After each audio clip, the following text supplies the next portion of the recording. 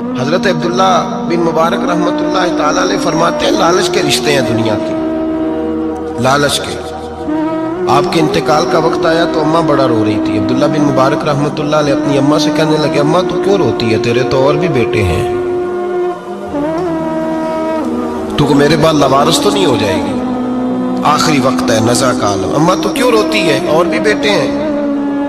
تو اماں کہنے لگی، بیٹا اور بھی بیٹے ہیں، پر جس طرح کا دھیان تو رکھتا تھا وہ نہیں رکھتے، جس طرح وقت پہ دوائی تو لا کے دیتا تھا وہ نہیں لا کے دیتے، جس طرح تو میرے کھانے پینے کا خیال رکھتا تھا وہ۔ کہنے لگے، اچھا اماں، اس کا مطلب ہے تو مجھے نہیں رو رہی، تو اپنی ضرورتوں کو رو رہی ہے کہ روٹی کون دے گا، کھانا کون لائے گا، دوائی۔ میں سمجھا تھا شاید مجھے رو رہی ہے۔ بیوی سے پوچھا، تو کیوں رو رہی ہے؟ تو کہنے لگی، تیری وجہ سے میری بادشاہی تھی، تو موجود ہے تو خاندان میں، معاشرے میں میرا ایک وقار ہے، تیرے بعد تو بیوہ کی زندگی ہوگی۔ آپ فرمانے لگے، اوہو، میں سمجھا تھا شاید مجھے رو رہی ہے، تو اپنے وقار کو رو رہی ہے۔ بیٹوں اور بیٹیوں سے پوچھا، تمہاری آنکھوں میں کیوں آنسو چھلکتے ہیں؟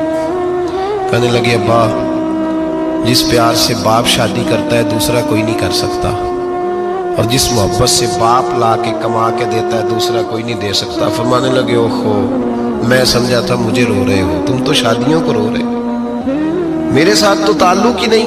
پھر عبداللہ بن مبارک رونے لگے، اب پھوٹ کے روئے۔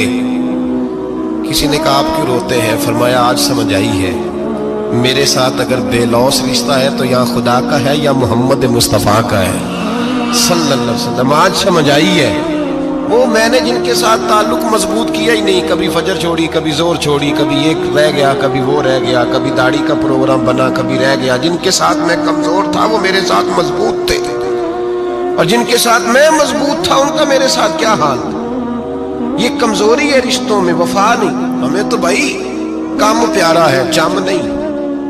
بالکل، بچے شکایت کرتے ہیں، کہتے ہیں ابا کماؤ پتر سے پیار کرنے لگا ہے، بچے شکوا کرتے ہیں، کہتے ہیں جو آدمی جیب میں زیادہ پیسے ڈالتا ہے ابا جی کا پیارا ہے۔ باپ شکوا کرنے لگے ہیں، کہتے ہیں میں مالدار ہوتا تو میرے بچے بھی فرما بردار ہوتے۔ رشتوں کو روح کا رشتہ بنائیں، وفا کا رشتہ بنائیں، وفا کا۔ کتے کا ذکر قرآن پاک میں آیا ہے، اس لیے آیا ہے کہ اس نے اللہ کے ولیوں سے وفا کی تھی، اسی آیا ہے کہ اس نے اللہ کے ولیوں کے ساتھ وفاداری کی، وفاداری کی تو اللہ نے اس کا ذکر قرآن